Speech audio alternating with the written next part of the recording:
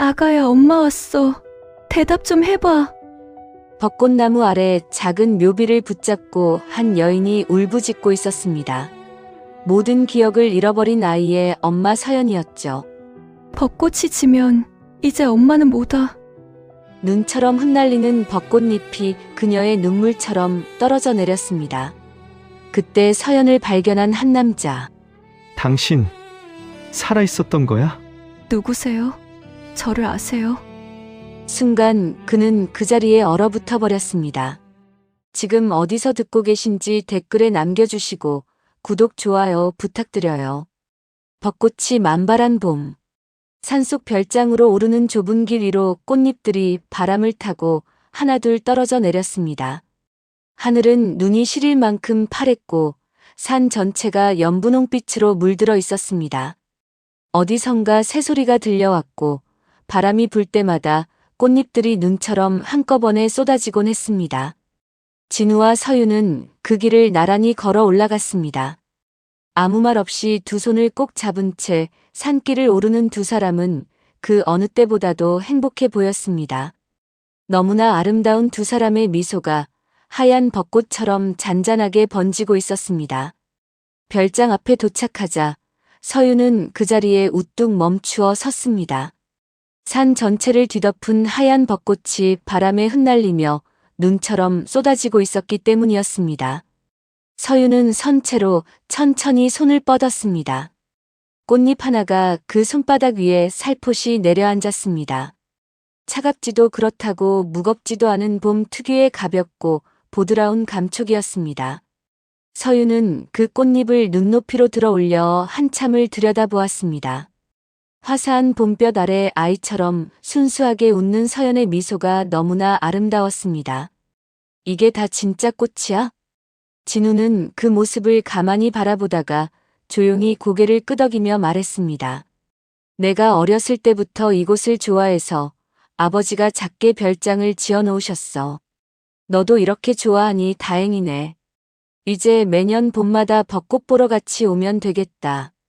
그의 말을 들은 서유는 두 팔을 활짝 벌린 채 하늘을 올려다보았습니다. 꽃잎이 얼굴 위로, 머리카락 위로 소리 없이 내려앉았습니다. 그녀는 그 감촉이 좋은 듯 눈을 가늘게 감았습니다. 진우는 그런 서윤을 바라보며 아무 말도 하지 않았습니다. 그냥 바라만 보고 있었습니다. 오래오래 조용히.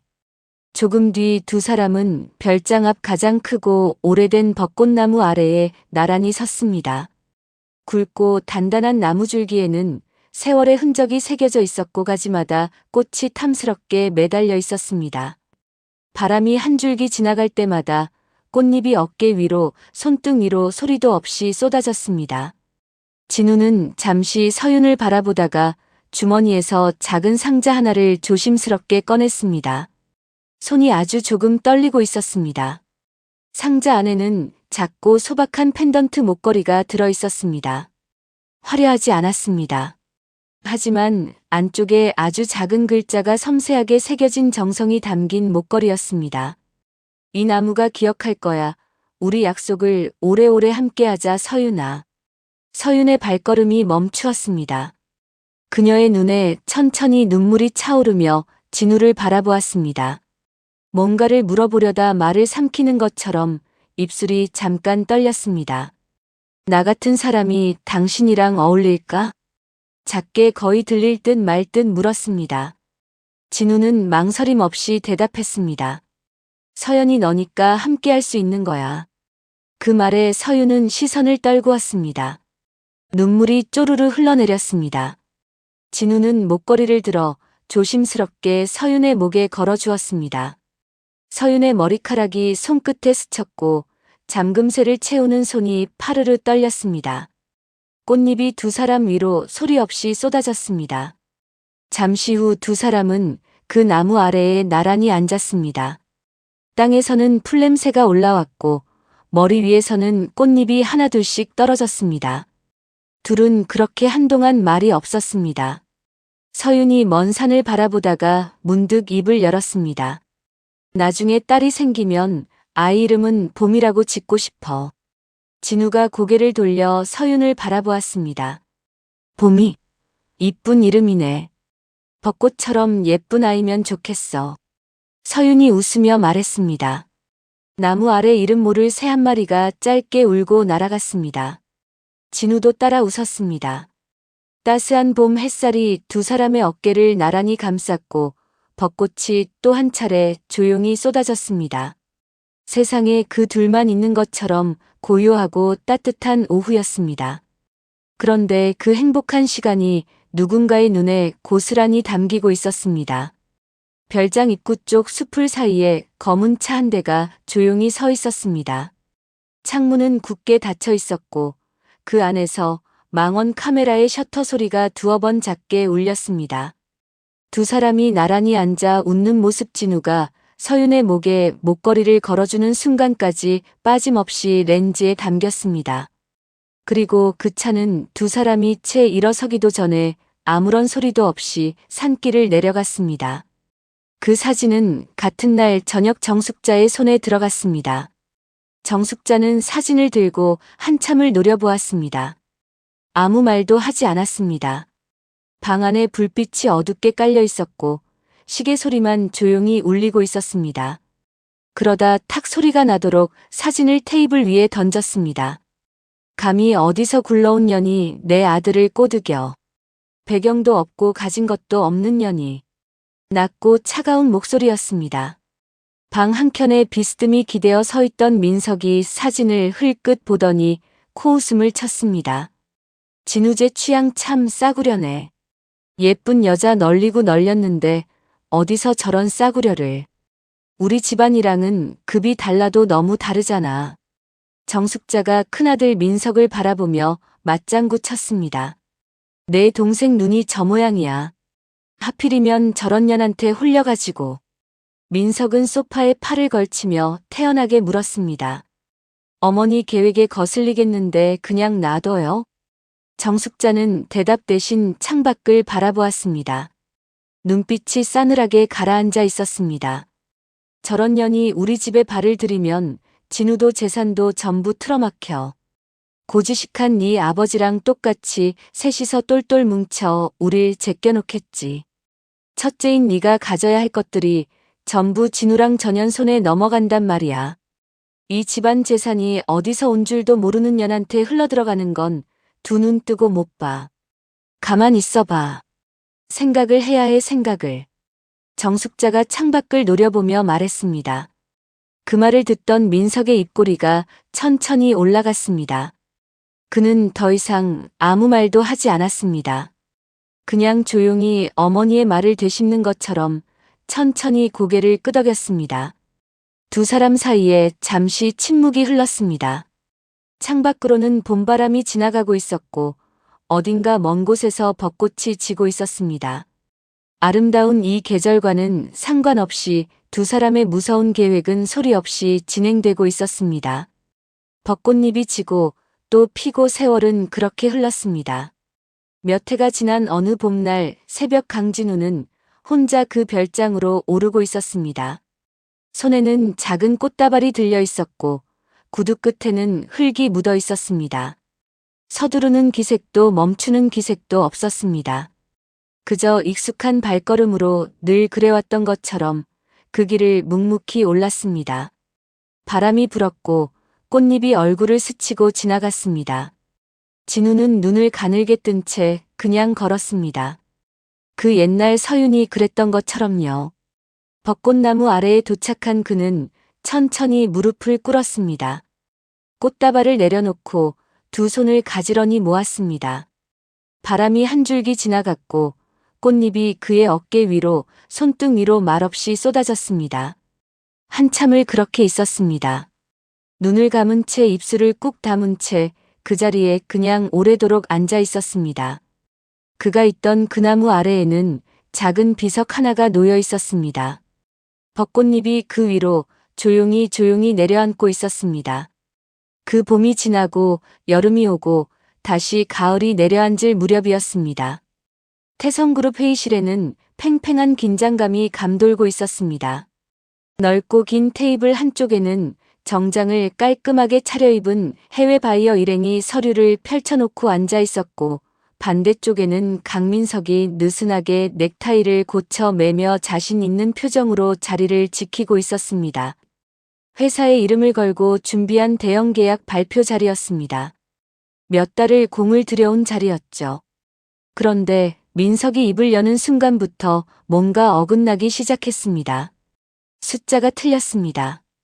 계약서에 적힌 금액과 발표 자료의 수치가 맞지 않았고 통역을 거치는 과정에서 핵심 조건 하나가 완전히 다르게 전달되었습니다.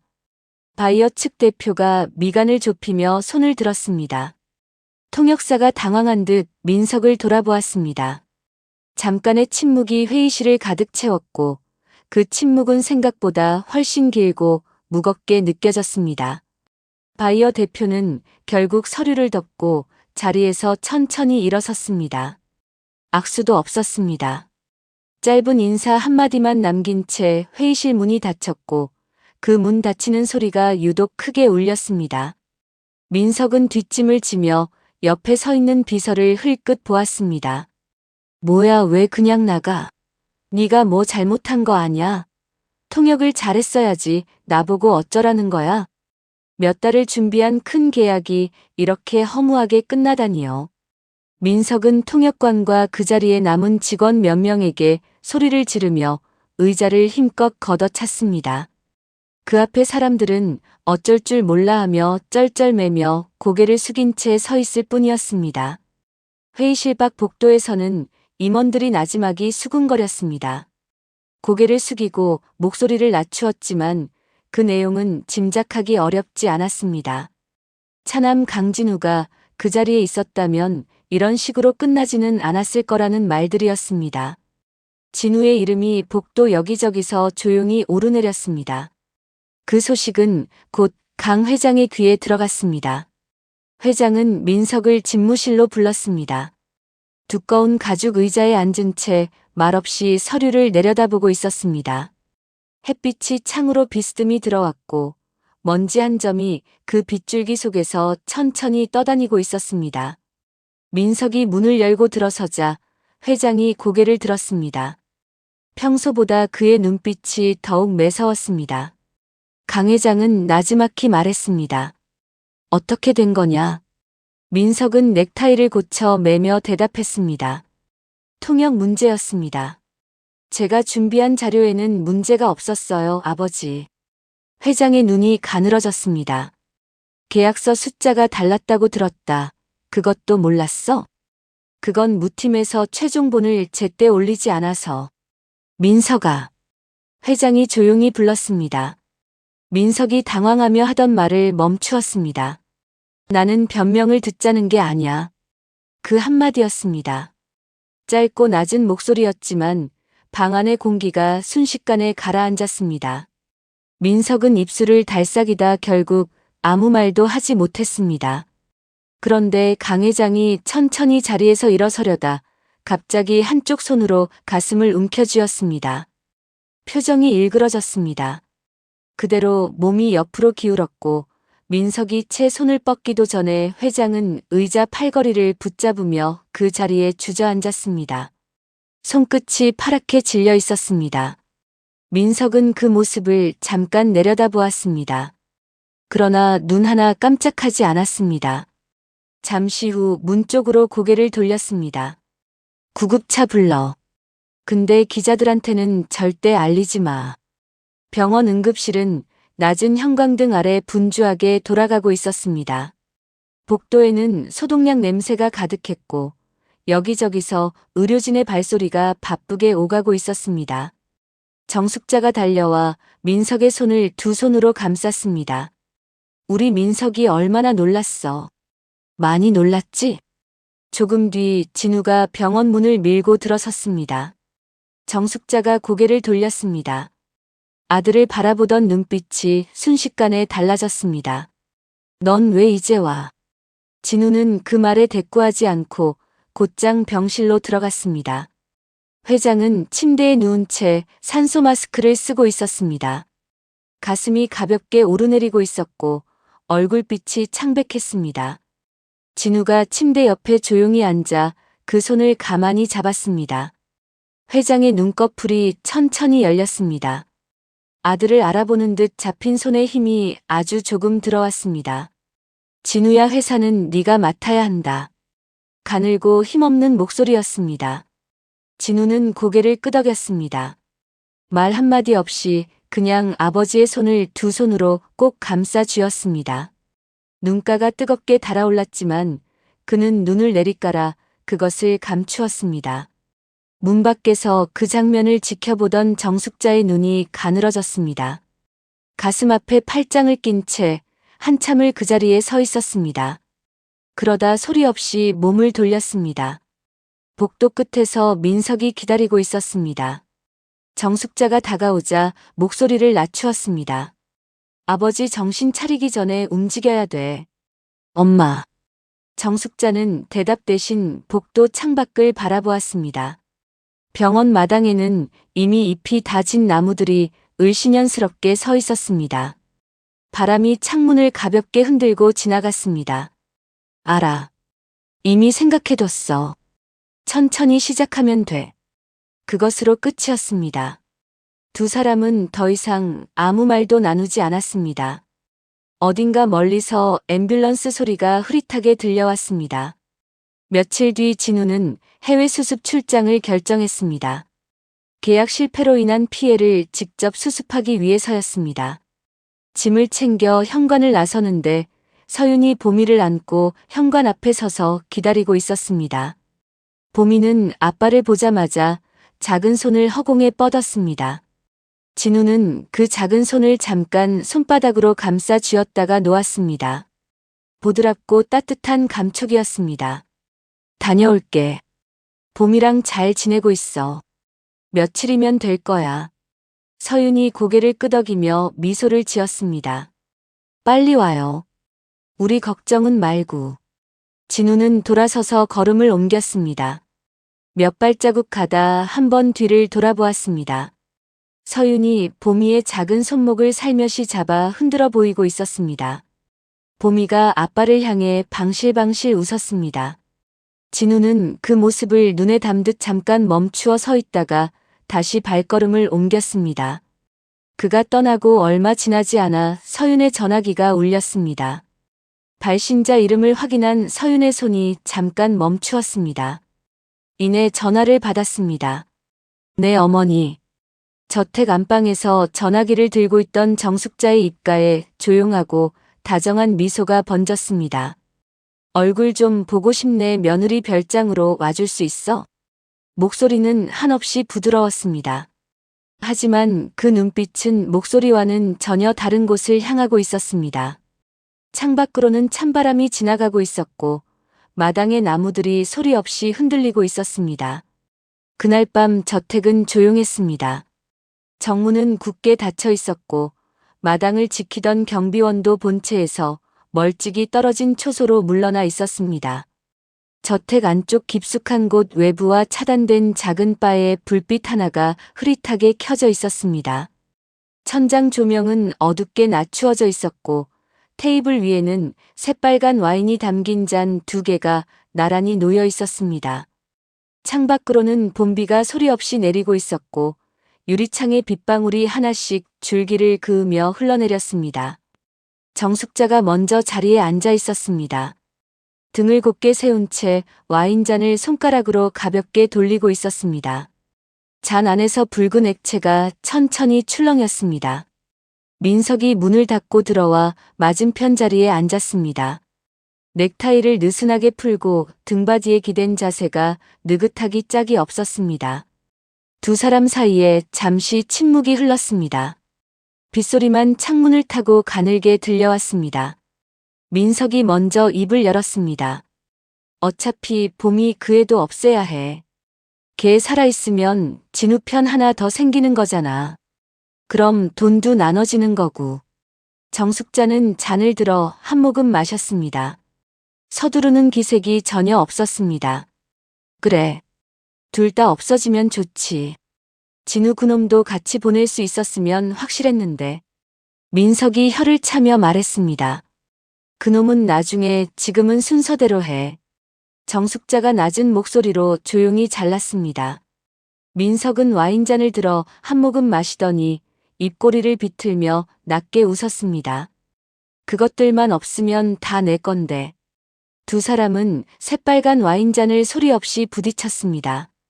유리잔이 맞닿는 소리가 작게 울렸고 그 소리가 가라앉는 동안 두 사람은 아무 말도 하지 않았습니다. 창밖 빗소리만 낮게 흘렀습니다. 며칠 뒤 정숙자는 저택으로 한 남자를 조용히 불러들였습니다. 뒷문으로 들어온 그 남자는 차량 정비공이었습니다. 정숙자는 그와 마주 앉아 두툼한 봉투 하나를 테이블 위에 천천히 밀어놓았습니다. 알아서 해.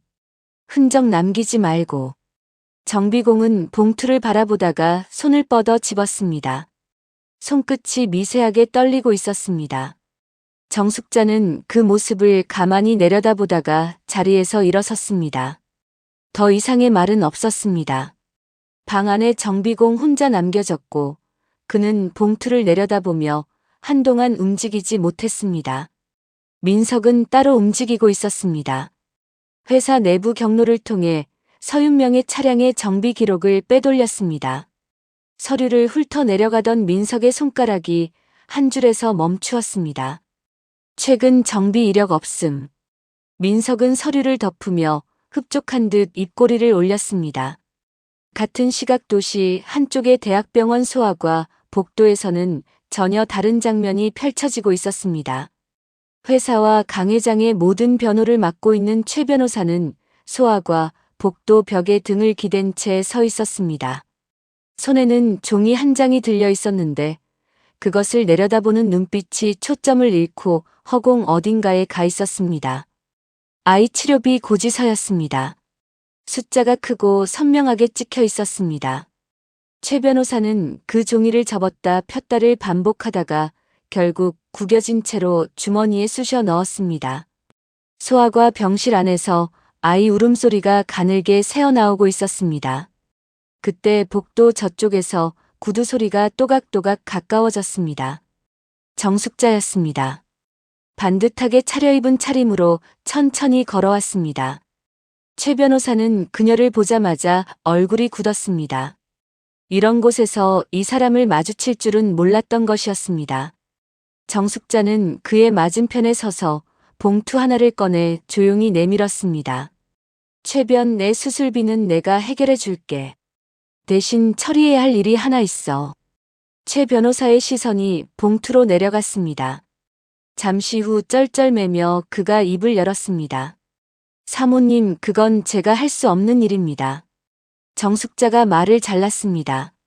목소리는 여전히 낮고 조용했지만 그 안에 날이 서 있었습니다. 최변, 지금 아들 살리는 거랑 양심이랑 저울질하는 거야? 어느 쪽이 더 무거운지는 본인이 제일 잘 알겠지. 내가 누구야, 아무 탈 없이 마무리될 거니까 최변은 시키는 거 하고 애 살리고 입 다물고 있으면 되는 거야. 최 변호사는 아무 말도 하지 못했습니다. 복도 형광등이 그의 얼굴을 차갑게 비추었고 병실 안에서 또다시 아이 울음소리가 새어나왔습니다. 그는 천천히 손을 들어 봉투를 받았습니다. 손가락이 봉투 모서리를 꼭 쥐는 순간 그 손이 눈에 띄게 떨렸습니다. 이 봉투가 무엇을 의미하는지 그는 잘 알고 있었기 때문이었죠. 그날 밤 최 변호사는 혼자 사무실에 앉아 있었습니다. 책상 위에는 강 회장의 유언장 서류가 펼쳐져 있었습니다. 스탠드 불빛이 서류 위로 좁게 떨어졌고 방 안 나머지는 어둠 속에 잠겨 있었습니다. 그는 아이 사진을 꺼내 한참을 들여다보았습니다. 희귀병으로 수천만 원의 치료비가 들어가는 아이. 변호사의 직업으로도 감당할 수 없는 돈이 들어가는 병이었습니다. 유언장을 든 손이 떨렸습니다. 잠깐 멈추었다가 눈을 질끈 감았다가 다시 펜을 종이 위에 가져다 댔습니다.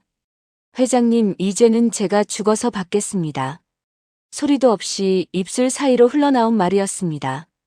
조용한 사무실에 펜이 종이를 긁는 소리만 작게 끝까지 울렸습니다. 며칠 뒤 조작된 유언장이 정숙자의 손에 들어왔습니다. 정숙자는 서류를 천천히 훑어보았습니다. 시선이 마지막 줄에서 멈추었다가 이내 최 변호사에게로 옮겨갔습니다. 그를 바라보는 눈빛에는 고맙다는 기색이 조금도 없었습니다. 이 일은 무덤까지 가져가 알지? 최변. 이제 우린 한 배를 탄 거라고. 애 생각해서라도 어디 가서 함부로 입 놀렸다가는 알지? 최 변호사는 고개를 끄덕였습니다. 하지만 그 고개가 너무 천천히 너무 무겁게 내려갔습니다. 정숙자는 서류를 반듯하게 챙겨 자리에서 일어섰습니다. 그리고 아무 일도 없었다는 듯 문을 열고 나갔습니다. 복도에서 그녀의 구두 소리가 점점 멀어졌습니다. 최 변호사는 홀로 남겨진 채 한참 동안 텅 빈 책상을 내려다보고 있었습니다. 창밖으로는 봄비가 다시 내리기 시작했고 유리창에 빗방울이 하나씩 하나씩 소리 없이 흘러내렸습니다. 봄비가 그친 것은 그로부터 며칠이 지나서였습니다. 아침 햇살이 창문을 통해 부드럽게 흘러들어오고 있었고 집안에는 따뜻하고 고요한 기운이 감돌았습니다. 서유는 아침 일찍부터 봄이의 밥을 차리고 있었습니다. 작은 유아용 의자에 앉은 봄이가 숟가락을 두 손으로 쥐고 신나게 흔들었습니다. 서윤이 한 숟가락 떠서 입 앞에 가져가자 봄이가 입을 크게 벌리며 받아 먹었습니다. 그리고는 볼을 통통하게 부풀리며 오물오물 씹었습니다. 서윤이 그 모습을 보며 소리 없이 웃었습니다. 아이의 볼에 손등을 살짝 갖다 대었습니다. 보드랍고 따뜻한 감촉이었습니다. 그때 전화기가 울렸습니다. 화면에 뜬 이름을 확인한 서윤의 손이 잠깐 멈추었습니다. 어머니라는 두 글자가 화면 위에 선명하게 떠 있었습니다. 서윤은 봄이에게 눈을 맞추며 잠깐만 이라고 속삭인 뒤 전화를 받았습니다. 정숙자의 목소리는 여느 때처럼 부드러웠습니다. 별장에 중요한 얘기가 있으니 꼭 와달라는 말이었습니다. 오늘 꼭 와야 한다고 중요한 얘기라고 거듭 말했습니다. 서윤은 잠시 망설이다 알겠다고 대답했습니다. 전화를 끊고 나서 창밖을 바라보았습니다. 하늘은 맑았고 바람에 벚꽃잎이 하늘거리고 있었습니다. 괜찮겠지 하고 서윤은 속으로 작게 되뇌었습니다. 서윤은 봄이에게 얇은 외투를 입혔습니다.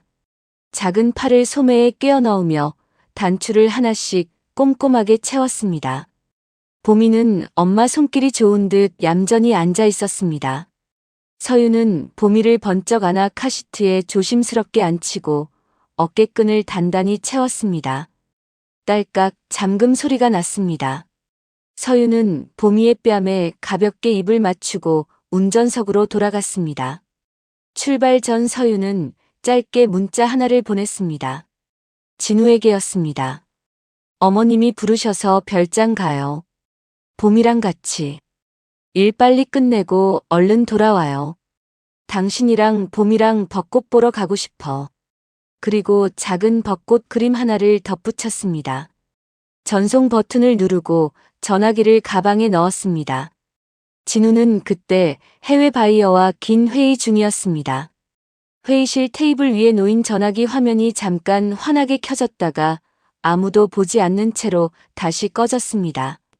산길로 접어들자 벚꽃이 쏟아지기 시작했습니다.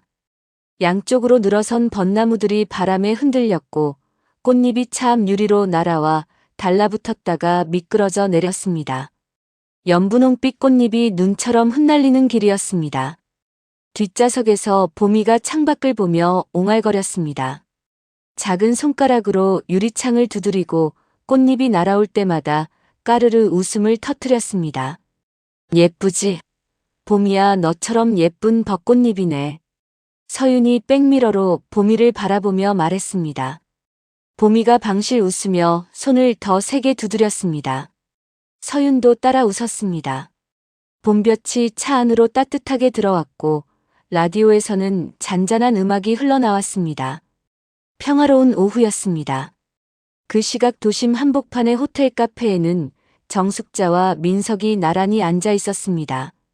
별장에 있지 않았습니다. 넓은 유리창 너머로 봄볕이 쏟아지고 있었고 테이블 위에는 반쯤 식은 커피잔이 놓여 있었습니다. 민석이 손목시계를 내려다보며 천천히 입꼬리를 올렸습니다. 슬슬 시간이 됐는데? 정숙자는 아무런 대꾸도 하지 않았습니다. 그저 찻잔을 들어 한 모금 마시고는 천천히 내려놓았습니다. 창밖으로 봄볕이 환하게 내리쬐고 있었습니다. 두 사람은 그 햇살 아래 아무 말 없이 앉아 있었습니다. 산길은 오를수록 점점 좁아졌습니다. 양쪽으로 절벽이 가까워지는 구간이었습니다. 서윤은 핸들을 조심스럽게 잡으며 속도를 줄이려 했습니다. 오른발이 브레이크 페달을 지그시 밟았습니다. 그런데 페달이 이상했습니다. 평소와 달리 발이 너무 깊이 꺼지는 느낌이었습니다. 서윤이 눈썹을 찌푸리며 다시 한번 세게 밟았습니다. 반응이 없었습니다. 차는 속도를 전혀 줄이지 않은 채 그대로 앞으로 나아갔습니다. 서윤의 두 손이 핸들을 꽉 쥐었습니다. 무언가 잘못되었다는 걸 그 짧은 순간 알 수 있었습니다. 왜 이러지? 어떻게 된 거야? 심장이 내려앉는 것 같았습니다. 다시 한 번 더 세게 온 힘을 다해 밟았습니다. 페달은 축 늘어진 채 바닥에 닿을 듯 깊이 꺼질 뿐이었습니다. 브레이크가 전혀 듣지 않았습니다. 차가 커브 구간으로 접어들었습니다. 서윤은 필사적으로 핸들을 꺾었습니다. 타이어가 아스팔트 위에서 짧고 날카롭게 비명을 질렀습니다. 봄아, 괜찮아, 괜찮을 거야. 봄아. 뒷좌석을 향해 소리쳤습니다. 봄이에게 닿으려는 듯 한 손을 있는 힘껏 뒤로 뻗었지만 손끝이 허공을 그을 뿐 봄이에게는 닿지 않았습니다. 차는 방향을 잃은 채 절벽 쪽으로 점점 더 깊이 쏠렸습니다. 서윤은 핸들을 반대 방향으로 꺾고 또 꺾었습니다. 온몸에 힘을 주었습니다. 이를 악물었습니다. 두 팔이 떨렸습니다. 등에서 식은땀이 흘렀습니다. 그러나 결국 아무 소용이 없었습니다. 절벽 아래로 펼쳐지는 낭떠러지가 눈앞에 가득 찼습니다. 서윤은 그 찰나에 핸들 대신 몸을 뒤로 돌렸습니다. 봄이를 향해 두 팔을 힘껏 뻗었습니다. 봄이의 눈이 엄마를 바라보고 있었습니다. 크고 동그랗고 맑은 눈이었습니다. 봄이는 영문을 모른 채 그냥 엄마를 바라보고 있었습니다. 그 순간 굉음이 산을 가르고 울려 퍼졌습니다. 벚꽃이 바람에 흩날렸습니다. 꽃잎들이 느리게 아주 느리게 허공을 떠돌았습니다. 놀란 산새들이 나뭇가지에서 푸드득 날아올랐습니다. 그리고 산 아래로 이어지는 낭떠러지 너머 모든 것이 고요해졌습니다. 바람만 허전하게 산자락을 스치고 지나갔습니다. 한참이 지나서야 구조대원들이 현장에 도착했습니다. 산 아래에는 완전히 부서진 차가 뒤집혀 있었습니다. 차 위로, 주변 풀밭 위로 벚꽃잎이 조용히 내려앉고 있었습니다. 무전기에서 낮은 목소리가 흘러나왔습니다. 아이는 현장에서 확인되었고 운전자는 시신을 찾을 수 없습니다. 바람이 또 한 번 지나갔습니다. 꽃잎이 부서진 차 위로 아이의 작은 신발 위로 소리도 없이 쌓여갔습니다. 구조대원들이 철수한 것은 해가 기울고 한참이 지나서였습니다. 수색은 사흘 동안 이어졌습니다. 헬기가 절벽 아래 계곡 일대를 여러 차례 돌았고 대원들이 밧줄을 타고 내려가 수풀과 바위 사이를 샅샅이 뒤졌습니다. 하지만 서윤은 끝내 발견되지 않았습니다. 계곡물은 빠르고 깊었습니다. 사고 당일 밤부터 내린 비로 수량이 불어나 있었고 수색 범위를 넓힐수록 흔적은 더욱 희미해졌습니다. 수풀을 헤칠 때마다 벚꽃잎만 후두둑 떨어질 뿐이었습니다. 사흘째 되던 날 저녁 수색 책임자가 무전기를 내리며 짧게 말했습니다. 수색을 종료합니다. 사망 추정으로 처리합니다. 그 통보가 진우에게 전달된 것은 그날 밤이었습니다. 진우는 서류를 받아들고 한참 동안 움직이지 않았습니다. 아무 말도 없었습니다. 그냥 종이 위에 글자들을 내려다보고 있었습니다. 눈을 깜빡이지도 않았습니다. 손끝 하나 까딱하지 않은 채로 그 자리에 굳어 있었습니다. 믿을 수 없는 일에 그는 눈물조차 흘릴 수 없었습니다. 방 안엔 시계의 초침 소리만 칙적으로 울렸습니다. 한편 저택에서는 정숙자가 그 소식을 전해 들었습니다. 민석에게 짧게 전화를 걸었습니다. 끝났어. 민석의 목소리가 낮게 울렸습니다. 다행이네, 엄마. 이제 진우만 정리하면 되겠네. 정숙자는 대꾸 없이 전화를 끊었습니다. 창밖으로 어두운 봄밤이 펼쳐져 있었고 마당의 벚나무 가지가 바람에 소리 없이 흔들렸습니다. 그러나 시신을 찾을 수 없어 수색이 중단된 그 절벽 아래 서유는 그곳에서 한참 떨어진 어디쯤에 살아 숨쉬고 있었습니다. 절벽 아래 계곡 바위와 수풀이 뒤엉킨 비탈 한켠에 서유는 쓰러져 있었습니다. 의식이 없었습니다. 머리에서 흘러내린 피가 이미 굳어 있었고 몸 곳곳에 긁히고 찢긴 상처가 가득했습니다. 얼굴은 흙과 핏자국으로 뒤덮여 있었습니다. 그런데 왼손만큼은 무언가를 꼭 쥔 채 굳어 있었습니다. 펜던트 목걸이였습니다. 사고의 충격 속에서도 그 손만은 끝까지 놓지 않았습니다. 그때 그 비탈을 지나던 사람이 있었습니다. 산에서 수십 년을 약초를 캐며 살아온 노인 이만갑이었습니다. 이 산 저 산을 제 집 드나들 듯 다니는 사람이었는데 그날도 여느 때처럼 낡은 바구니를 옆에 끼고 비탈길을 내려오다 서윤을 발견했습니다. 처음에는 놀라 그 자리에 우뚝 멈추었다가 조심스럽게 가까이 다가가 손목을 짚어보았습니다. 맥박이 있었습니다. 희미하고 약했지만 분명히 있었습니다. 만갑은 지체 없이 서윤을 등에 업었습니다. 보통 사람이라면 엄두를 내기 어려운 좁고 험한 비탈길을 그는 천천히 그러나 쉬지 않고 올랐습니다. 등이 땀으로 흠뻑 젖었지만 걸음을 멈추지 않았습니다. 만갑의 오두막은 산 중턱에 있었습니다. 낡고 작은 집이었지만 안은 따뜻했습니다. 장작 타는 냄새가 은은하게 배어 있었고 처마 아래에는 말린 약초 다발들이 줄줄이 매달려 있었습니다. 만갑은 서윤을 아랫목에 조심스럽게 눕히고 상처를 하나하나 닦아내었습니다. 산에서 손수 캔 약초를 다려 조금씩 입안에 흘려 넣었습니다. 이름 모를 풀을 빻아 상처에 올려두었습니다. 그렇게 만갑은 누군지 알지도 못하는 서윤을 살리기 위해 최선을 다했습니다. 죽은 것만 같았던 서윤이 눈을 뜬 것은 사흘이 지난 이른 아침이었습니다. 천장이 낯설었습니다. 거친 나무로 된 천장이 눈에 들어왔고 어디선가 나무 타는 냄새와 약초 냄새가 섞여 코끝을 스쳤습니다. 서윤은 천천히 몸을 일으키려다 온몸에 퍼지는 통증에 다시 드러누웠습니다.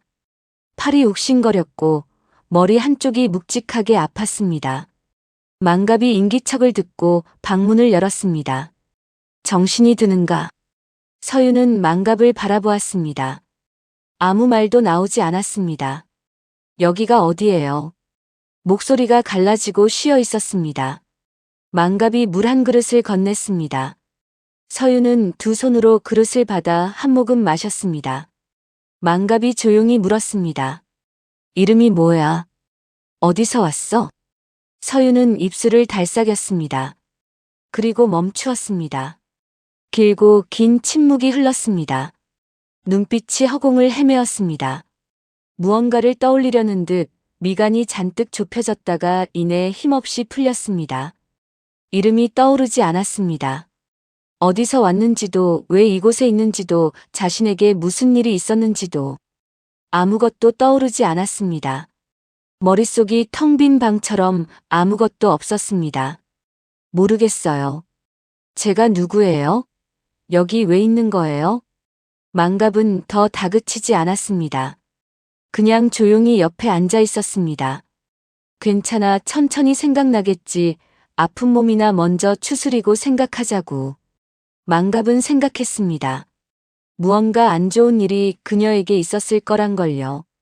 경찰에 신고를 하려다 만갑은 그런 생각이 들어 멈추었습니다. 지금은 그녀의 상처를 치료하고 기억이 돌아오기만을 기다리는 게 먼저라는 생각이 들었습니다. 하지만 며칠이 지나고 몇 주가 지나도 기억은 돌아오지 않았습니다. 서윤이 가진 것은 목에 걸린 펜던트 하나뿐이었습니다. 어느 날 아침 서윤은 조심스럽게 그 펜던트를 열었습니다. 안쪽에 작고 네모난 사진 한 장이 들어 있었습니다. 아기 사진이었습니다. 동그란 눈에 볼이 통통한 방실 웃고 있는 아이였습니다. 서윤은 그 사진을 한참 들여다보았습니다. 눈썹이 가늘게 떨렸고 뭔가를 떠올리려는 듯 입술을 꾹 깨물었습니다. 기억은 올라오지 않았습니다. 그런데 이상하게도 그 사진을 보는 순간 가슴 어딘가가 단단하게 조여드는 느낌이 들었습니다. 숨이 턱 막히는 것 같기도 하고 무언가 소중한 것이 손끝에서 빠져나가는 것 같기도 한 감각이었습니다. 서윤은 그 느낌이 무엇인지 알 수 없었습니다. 그 뒤로 서윤은 수시로 펜던트를 열었습니다. 사진 속 아이를 바라보고 또 바라보았습니다. 어느 날은 손끝으로 사진 위를 가만히 쓸었습니다. 기다려. 꼭 찾아갈게. 기억도 없이 이름도 모른 채 흘러나온 말이었습니다. 자신도 모르게 입술이 움직이고 나서야 서윤은 멈칫했습니다. 그리고 펜던트를 천천히 가슴에 갖다 댔습니다. 봄이 깊어갈수록 산에는 꽃이 피어났습니다. 어느 날 오후 오두막 앞마당에 서 있던 서윤의 눈에 벚꽃나무 한 그루가 들어왔습니다. 바람이 불자 꽃잎이 우수수 떨어졌습니다. 흰빛과 연분홍빛이 섞인 꽃잎들이 공중에서 빙글빙글 돌다 땅으로 내려앉았습니다. 서윤은 그 자리에 가만히 서서 꽃잎이 떨어지는 것을 바라보았습니다. 그런데 그 모습을 보는 순간 눈가가 뜨거워지기 시작했습니다. 참을 틈도 없이 눈물이 볼을 타고 조용히 흘러내렸습니다. 서윤은 손등으로 눈가를 훔쳤습니다. 그래도 눈물은 멈추지 않았습니다. 이유는 알 수 없었습니다.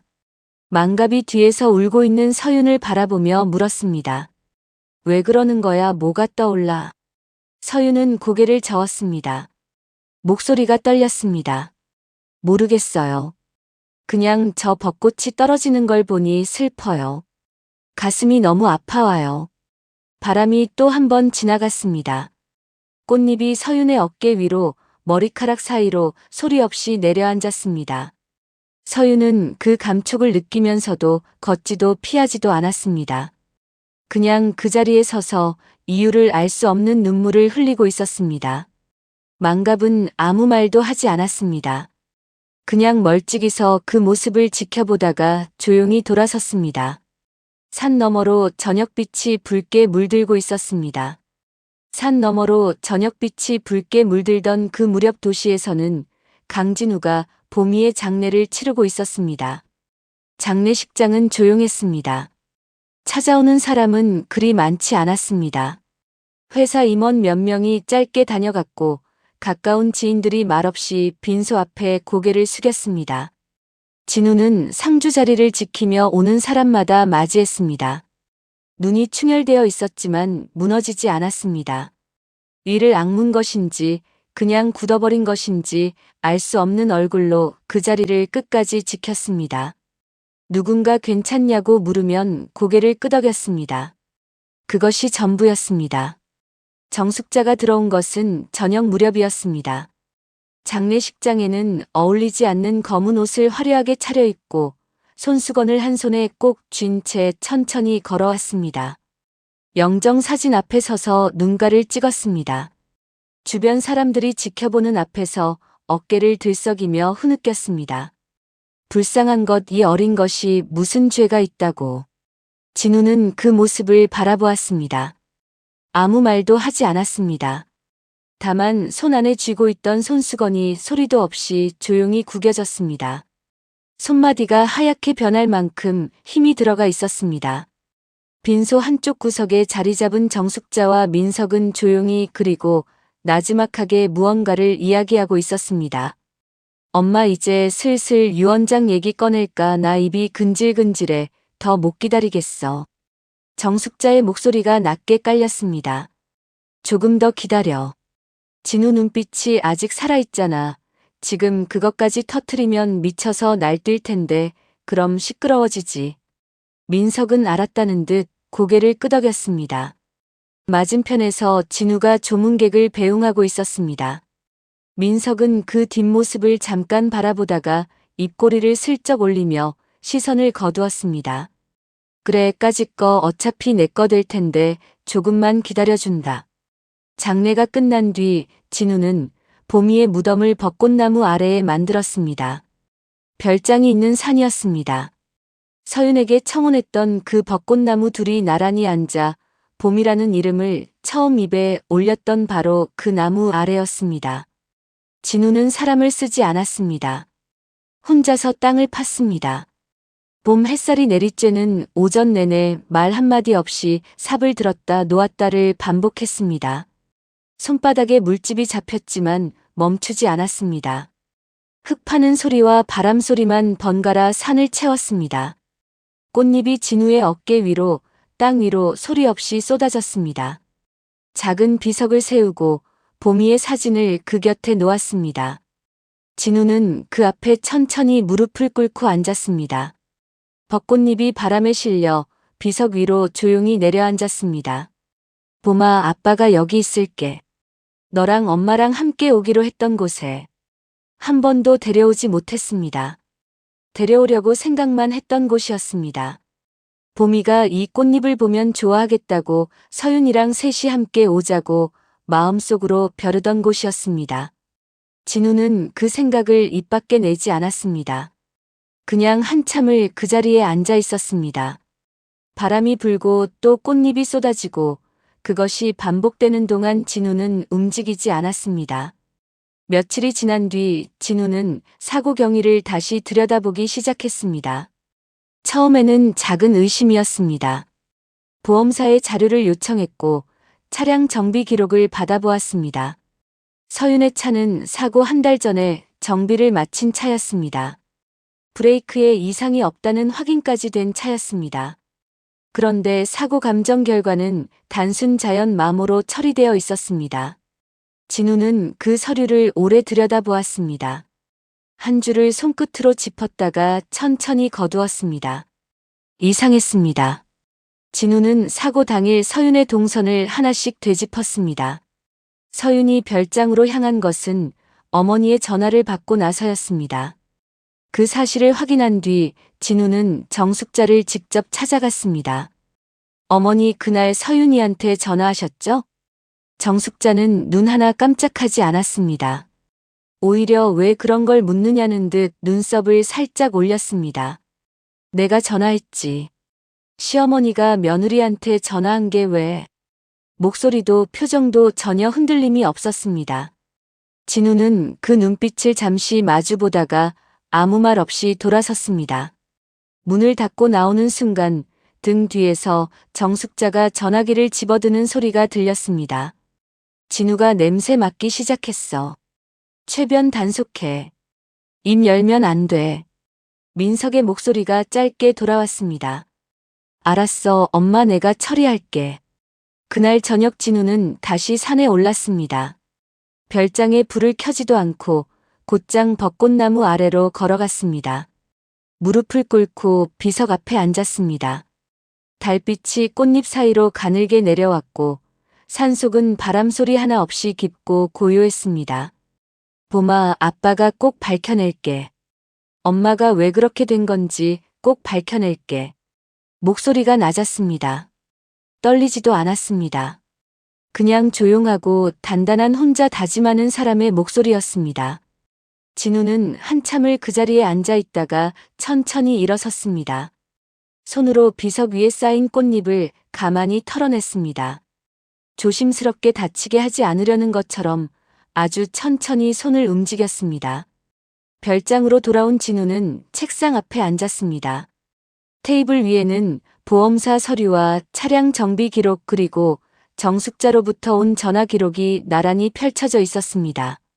그 모든 서류 위에 서윤의 사진 한 장이 놓여 있었습니다. 별장 앞 벚꽃 아래에서 웃고 있는 사진이었습니다. 진우는 그 사진을 잠깐 바라보다가 다시 서류 쪽으로 시선을 내렸습니다. 창밖으로 벚꽃이 바람에 흔들리고 있었습니다. 꽃잎 몇 장이 유리창에 달라붙었다가 소리 없이 미끄러져 내렸습니다. 진우는 그것을 보지 못한 채 서류에서 눈을 떼지 않았습니다. 그해 겨울이 가고 다시 봄이 찾아왔습니다. 산에 꽃이 피기 시작하는 것은 언제나 조용한 일이었습니다. 어느 날 문득 나뭇가지 끝에 연분홍 봉오리가 맺히고 며칠이 지나면 어느새 산 전체가 꽃으로 뒤덮여 있었습니다. 오두막 앞마당의 벚나무에도 꽃이 피었습니다. 바람이 불 때마다 꽃잎이 흩날렸고 마당 구석에 쌓인 꽃잎이 아침마다 두터워졌습니다. 서유는 그 무렵부터 다시 이상해졌습니다. 밥을 먹다가 멈추었습니다. 약초를 다듬다가 손을 놓았습니다. 아무것도 아닌 곳을 바라보며 오래도록 움직이지 않았습니다. 망갑이 이름을 불러야 그제야 눈을 깜빡이며 돌아왔습니다. 가슴 한복판이 무언가에 짓눌리는 것 같다고 했습니다. 숨이 답답하다고도 했습니다. 이유는 여전히 알 수 없었습니다. 어느 아침 서윤이 망갑에게 말했습니다. 할아버지 나 어딘가 가봐야 할 것 같아요. 벚꽃이 있는 산인데 어떤 산인지는 모르겠어요. 그냥 자꾸 그 모습이 떠올라요. 망갑은 아무 말 없이 서윤을 바라보았습니다. 그러더니 천천히 일어서며 지팡이를 짚었습니다. 어떤 산?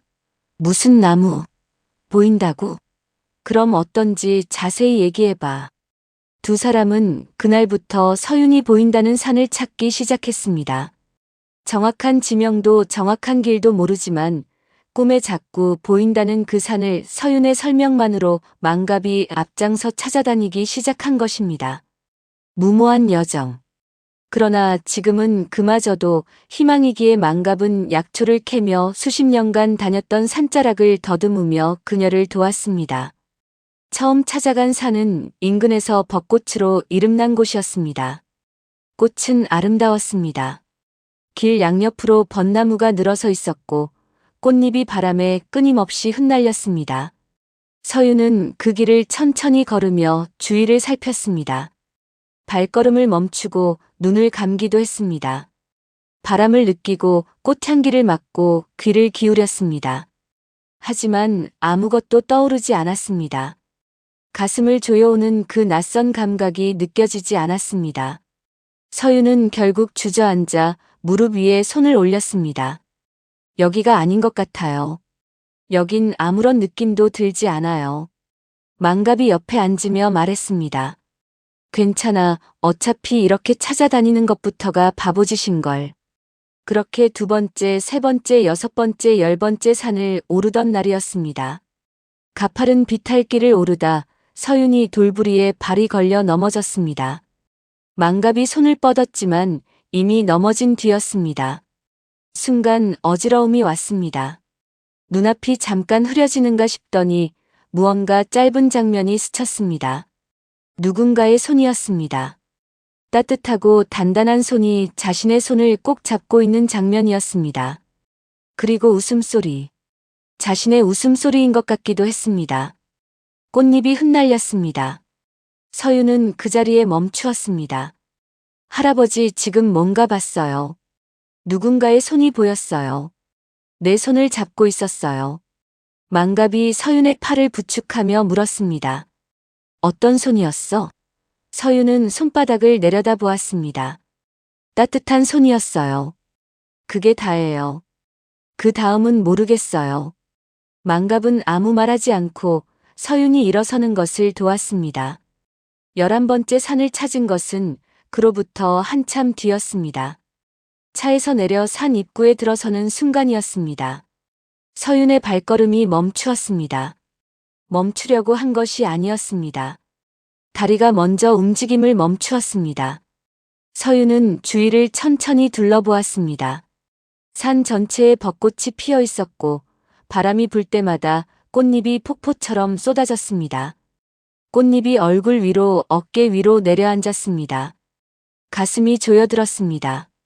이번엔 달랐습니다. 숨이 막힐 것처럼 강하게 가슴 한가운데가 단단히 쥐어짜이는 것 같았습니다. 서윤의 눈이 가늘어졌습니다. 여기에요. 목소리가 떨렸습니다. 여기 나와 본 적 있는 것 같아요, 할아버지. 망갑이 말없이 고개를 끄덕였습니다. 서윤은 발걸음을 옮기기 시작했습니다. 어디로 가야 하는지 머리로 알고 있는 것이 아니었습니다. 그냥 발이 가는 곳으로 걸었습니다. 별장 건물 앞을 지나쳤습니다. 낡고 조용한 건물이었습니다. 서윤은 그쪽을 힐끗 바라보다가 시선을 거두고 계속 걸었습니다. 망갑이 말없이 뒤를 따랐습니다. 벚꽃나무 앞에서 서윤이 멈추었습니다. 굵고 오래된 나무였습니다. 가지마다 꽃이 탐스럽게 달려 있었고 바람이 불 때마다 꽃잎이 쏟아지듯 떨어졌습니다. 나무 아래 풀밭 한켠에 작은 비석이 하나 놓여 있었습니다. 그 곁에 아이 사진이 세워져 있었습니다. 서윤은 그것을 보는 순간 두 발이 땅에 붙은 듯 굳어버렸습니다. 천천히 걸어가 비석 앞에 섰습니다.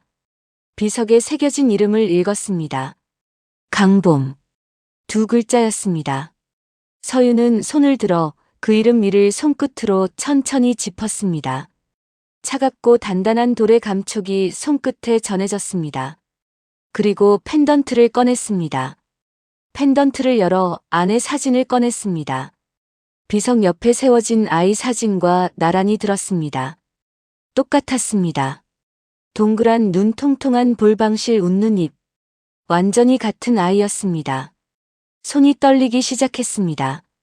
사진을 든 손이, 펜던트를 쥔 손이 멈추지 않고 떨렸습니다. 아가야.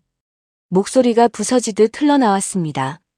몸을 가눌 수가 없을 만큼 큰 슬픔에 서윤은 무너져 내렸습니다.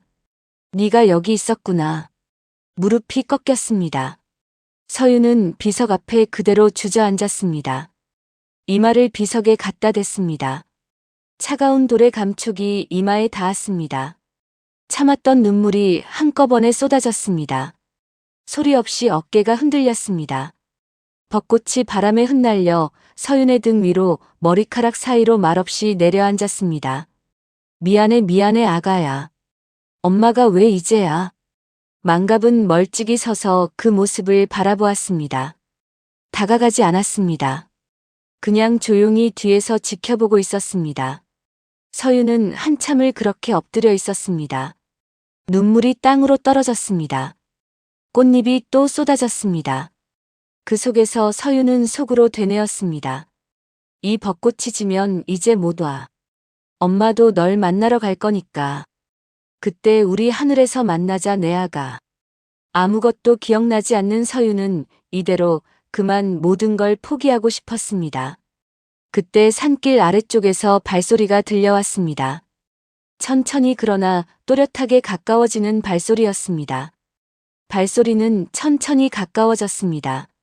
무거운 발걸음이었습니다. 서두르지 않았지만 멈추지도 않는 익숙한 길을 걸어오는 사람의 발소리였습니다.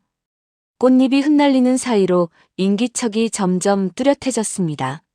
망갑이 그쪽으로 시선을 돌렸습니다. 벚꽃나무 아래 서윤은 여전히 비석에 이마를 댄 채 엎드려 있었고 그 어깨가 조용히 떨리고 있었습니다. 나무 사이로 남자가 모습을 드러냈습니다. 손에는 작은 꽃다발이 들려 있었습니다. 매년 이 자리를 찾아온 사람의 발걸음이었습니다. 강진우였습니다. 그는 평소처럼 나무 아래로 걸어오다 그 자리에서 굳어버렸습니다. 꽃다발이 손에서 스르르 떨어졌습니다. 비석 앞에 엎드린 여자를 보았습니다. 뒷모습이었습니다. 머리카락 위로 벚꽃잎이 소리 없이 쌓여 있었습니다. 진우는 눈을 가늘게 뜨며 한 발자국 다가갔습니다. 심장이 이상하게 뛰었습니다. 또 한 발자국. 그리고 멈추었습니다. 윤이. 목소리가 갈라졌습니다. 서윤이 고개를 들었습니다. 천천히 몸을 일으키며 뒤를 돌아보았습니다. 눈이 마주쳤습니다. 눈물로 가득 젖은 얼굴이었습니다. 서윤은 눈앞의 남자를 바라보았습니다. 낯선 얼굴이었습니다. 한 번도 본 적 없는 사람처럼 느껴졌습니다.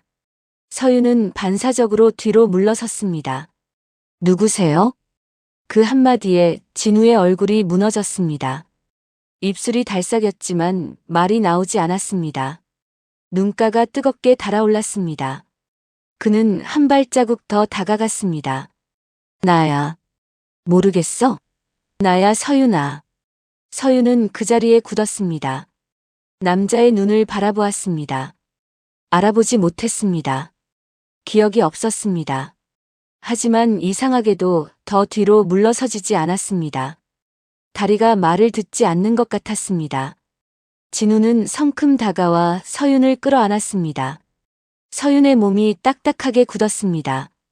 이 사람이 누구인지 알지 못했습니다. 기억이 없었습니다.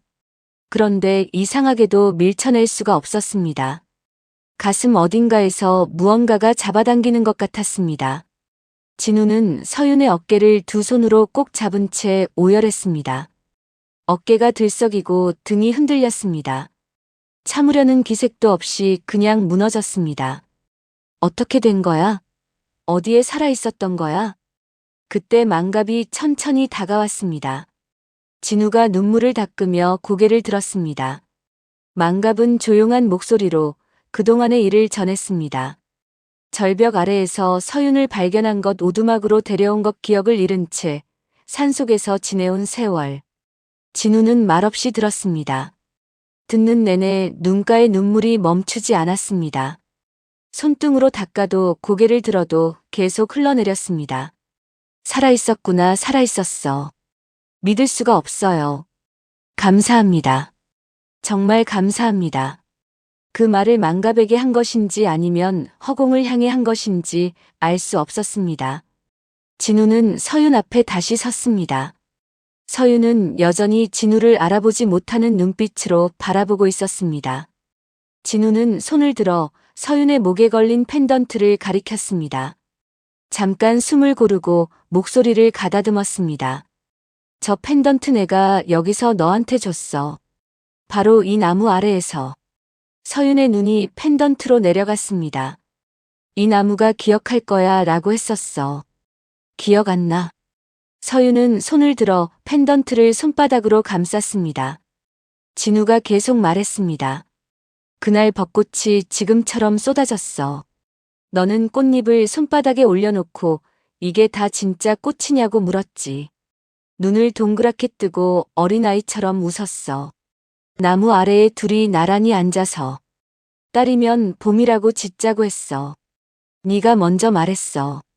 서윤의 손이 펜던트 위에서 멈추었습니다. 벚꽃처럼 예쁜 아이면 좋겠다고 네가 그랬어. 서윤은 눈을 감았습니다. 바람이 불었습니다. 꽃잎이 쏟아졌습니다. 눈꺼풀 아래에서 무언가가 흔들렸습니다. 아주 멀리서 오래전 깊은 곳에 묻어두었던 것이 흔들리는 것 같았습니다.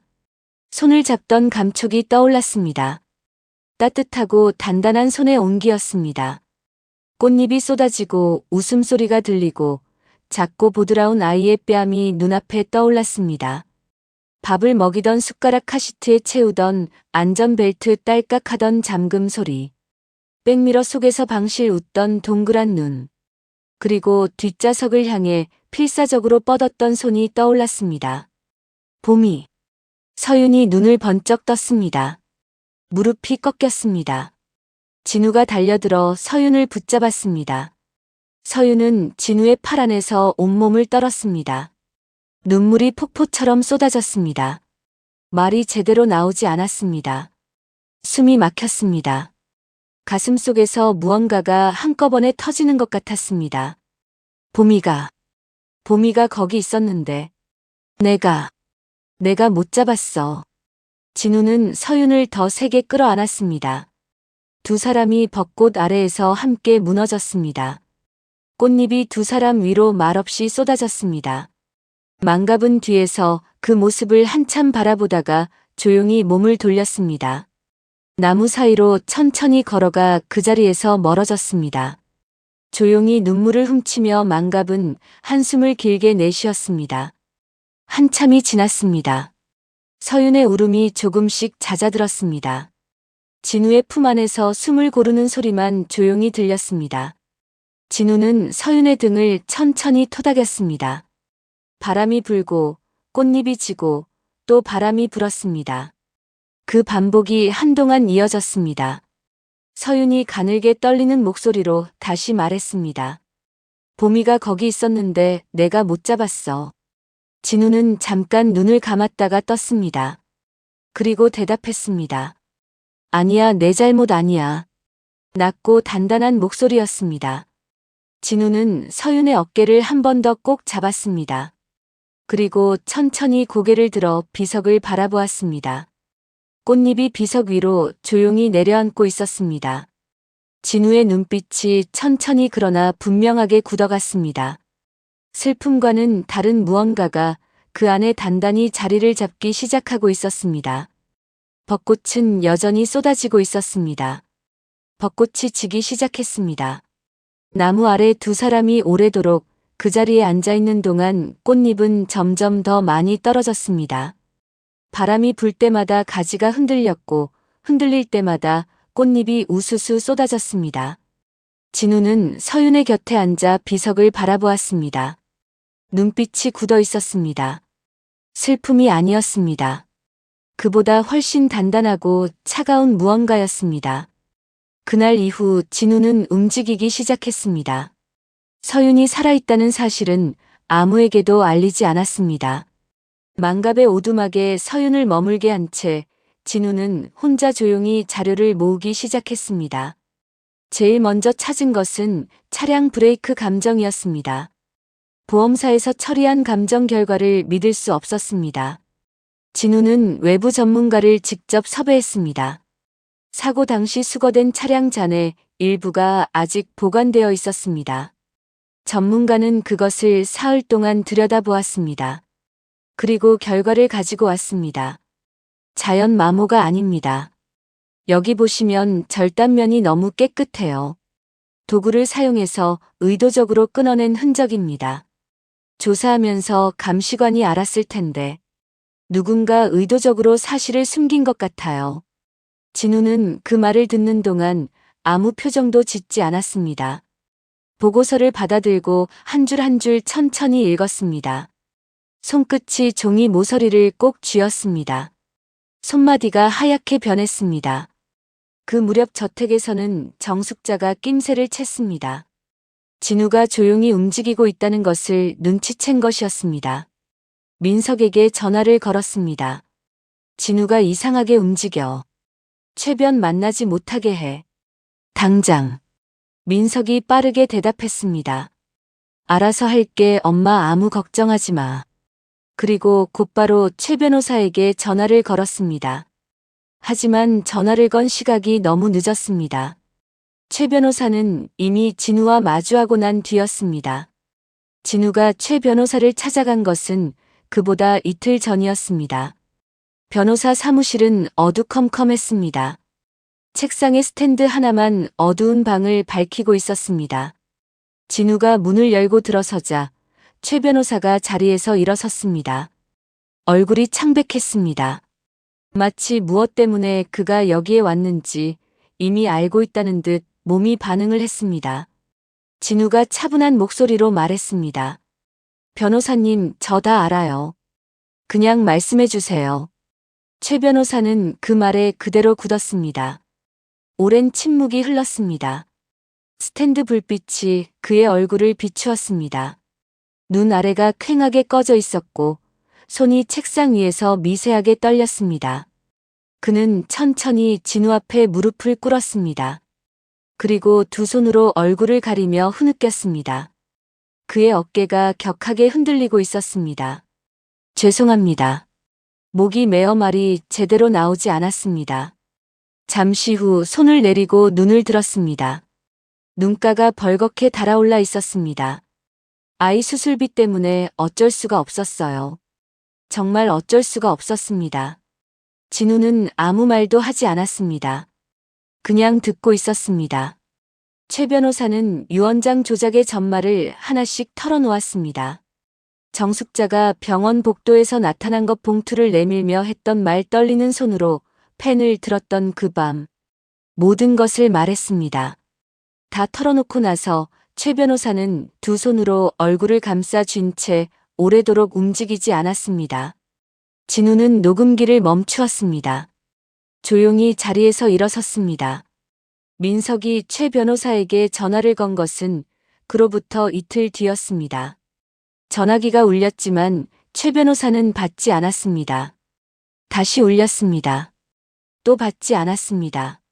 민석이 전화기를 탁자 위에 집어 던졌습니다. 이 멍청한 새끼가. 정숙자와 민석은 저택바에 마주 앉았습니다. 와인잔은 손도 대지 않았습니다. 정숙자가 낮게 말했습니다. 서윤이는 죽었어. 증거 없다. 끝까지 버텨. 최변 그놈도 애 때문에 털어놓지 못할 거야. 내가 단단히 일러뒀으니까 섣불리 행동하진 못할 거야. 민석이 고개를 끄덕였습니다. 맞아. 죽은 사람이 증언할 수는 없잖아. 두 사람은 서로를 바라보았습니다. 그로부터 며칠 뒤였습니다. 넓은 방이었습니다. 테이블 양쪽에 사람들이 나뉘어 앉았습니다. 한쪽에는 진우와 법률 대리인이 맞은편에는 정숙자와 민석이 자리를 잡았습니다. 정숙자는 반듯하게 앉은 채 눈 하나 깜짝하지 않았습니다. 민석은 팔짱을 끼고 비스듬히 기대 앉아 있었습니다. 그 자리에 들어서기 직전 서윤은 복도에서 잠깐 멈추었습니다. 펜던트를 손바닥으로 꼭 쥐었습니다. 눈을 감았습니다. 입술이 작게 움직였습니다. 봄아, 엄마 간다. 널 그렇게 만든 사람들 혼내줘야지, 그치? 그리고 무언가를 결심한 듯 눈을 뜨고 문 쪽으로 걸었습니다. 진우가 먼저 브레이크 감정 보고서를 꺼냈습니다. 테이블 위에 천천히 내려놓았습니다. 그리고 최 변호사의 자백 녹취록, 별장 호출 전화 기록 등을 차례로 놓았습니다. 정숙자는 서류들을 내려다보았습니다. 하지만 그것들을 보고도 눈썹 하나 움직이지 않았습니다. 옆에 있던 민석이 먼저 목소리를 높였습니다. 이게 다 뭐야? 네가 다 꾸며낸 거 아니야? 이런 건 얼마든지 만들어낼 수 있다고. 정숙자도 다리를 꼬고 앉아 다른 때와는 다르게 큰 목소리로 말했습니다. 우리가 왜 그런 짓을 해? 말도 안 되는 소리 하지 마. 넌 지금 엄마랑 형이 네 와이프랑 애를 어떻게라도 했다고 말하는 거야? 무슨 근거로? 대체 왜? 서윤이 걔가 그러든 네 꿈에라도 나타나 그렇게 얘기해. 그렇게 말하고 난 뒤 두 사람은 깔깔거리며 큰 소리로 웃었습니다. 그 비웃음이 방 안을 가득 채웠습니다. 진우는 그것을 들으며 아무 말도 하지 않았습니다. 주먹을 부르르 떨며 문 쪽을 바라보았습니다. 그때 조용히 문이 열렸습니다. 서윤이 들어왔습니다. 순간 정숙자의 눈이 커졌습니다. 얼굴빛이 순식간에 변했습니다. 민석이 자리에서 벌떡 일어섰습니다. 의자가 뒤로 넘어가며 둔탁한 소리를 냈습니다. 말도 안 돼, 넌 죽었잖아. 네가 어떻게 여기 있어? 그 말이 방 안에 쩌렁쩌렁 울렸습니다. 너무 놀라 튀어나온 비명 섞인 말이었습니다. 민석이 자신이 한 말을 깨닫고 입을 다물었지만 이미 늦었습니다. 정숙자가 눈을 감았다 떴습니다. 마치 귀신이라도 본 듯 믿기 힘든 사실에 연신 눈만 깜빡였습니다. 서윤은 방 안으로 천천히 걸어 들어와 섰습니다. 그리고 두 사람을 빤히 바라보았습니다. 손이 떨리지 않았습니다. 목소리도 떨리지 않았습니다. 그날 다 들었어요. 두 분이 웃으면서 하신 말씀까지. 정숙자가 마지막으로 입을 열었습니다. 목소리가 갈라졌습니다. 두 눈을 부릅뜨며 악을 썼습니다. 내가 한 말 그게 뭐 어때? 말도 안 되는 년이 들어와 그 새끼까지 내 아들 몫을 다 빼앗아가게 생겼는데 그게 뭐 어쨌다고. 민낯이었습니다. 계산도 포장도 벗겨진 그대로의 말이었습니다. 방 안이 조용해졌습니다. 서윤은 그 말을 듣고 눈을 감았습니다. 그리고 아무 말도 하지 않았습니다. 할 말이 없어서가 아니었습니다. 더 이상 할 필요가 없었습니다. 악을 쓰는 정숙자와 벌벌 떠는 민석의 앞에 경찰들이 들이닥쳤습니다. 잠시 후 수갑이 채워지는 소리가 났습니다. 정숙자가 자리에서 일어서며 끌려갔습니다. 문을 나서는 순간 고개를 돌려 진우를 바라보았습니다. 눈빛이 여전히 싸늘했습니다. 진우는 그 눈빛을 피하지 않았습니다. 그냥 마주보고 있었습니다. 정숙자가 시선을 거두고 문 밖으로 사라졌습니다. 민석이 그 뒤를 따라 끌려나갔습니다. 억울하다는 듯 절규하는 민석의 목소리가 아련하게 멀어졌습니다. 방 안에 진우와 서윤만 남았습니다. 쓰러질 듯 넘어지는 서윤을 진우가 곁에서 안아주었습니다. 이제 다 끝났어, 이제 다. 창밖으로 봄 햇살이 조용히 들어오고 있었습니다. 그 봄이 다 지나도록 진우와 서윤은 많은 일들을 처리하고 정리했습니다.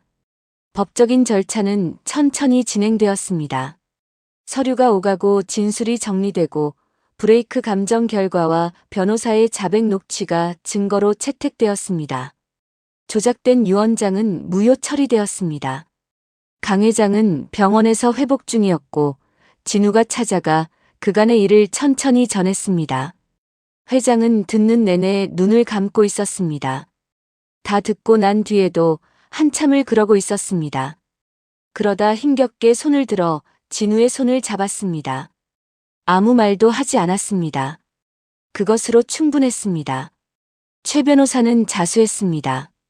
법정에서 고개를 숙인 채 앉아있는 그의 모습을 진우는 잠시 바라보다가 눈길을 돌렸습니다.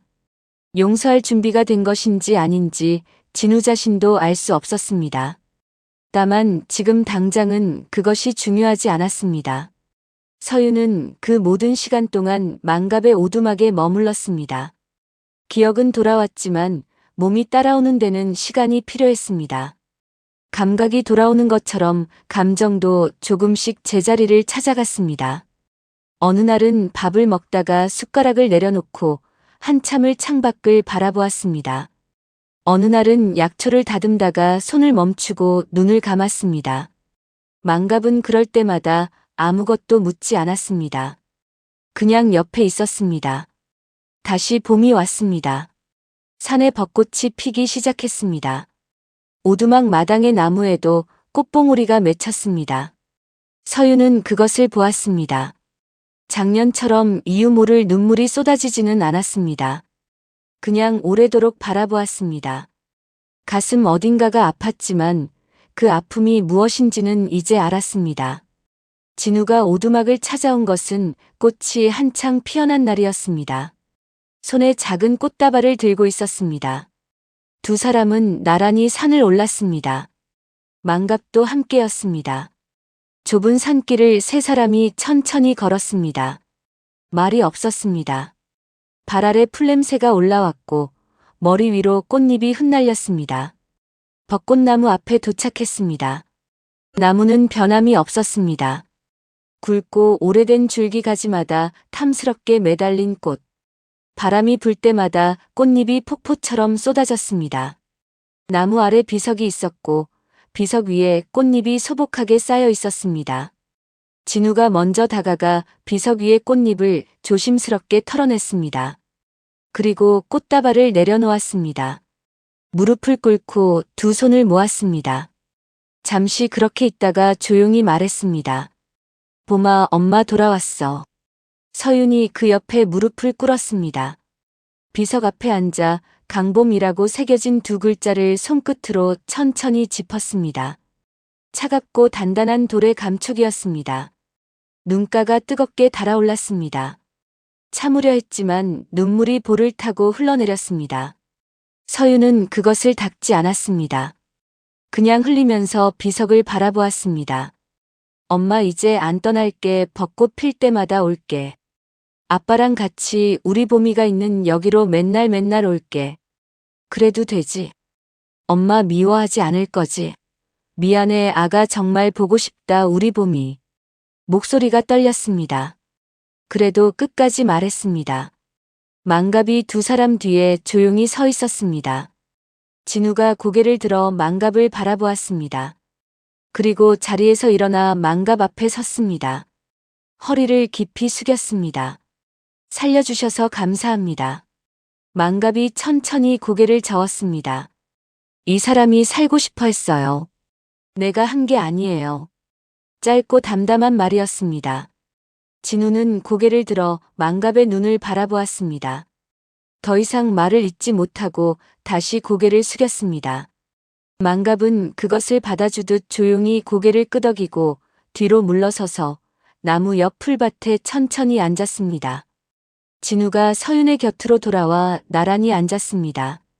두 사람은 한동안 아무 말이 없었습니다.